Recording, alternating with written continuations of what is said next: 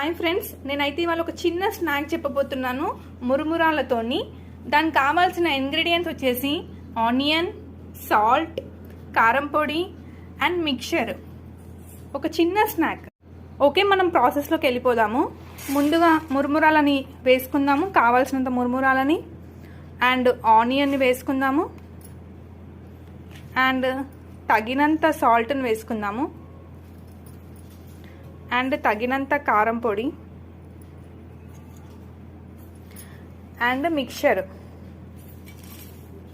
వేసుకుందాము అండ్ బాగా మిక్స్ చేసుకోవాలి. కొంచెం ఆయిల్ వేసుకుంటే మనకి మంచిగా బ్లెండ్ అవుతుంది ఇదంతా. కొంచెం ఆయిల్ వేసుకోవాలి.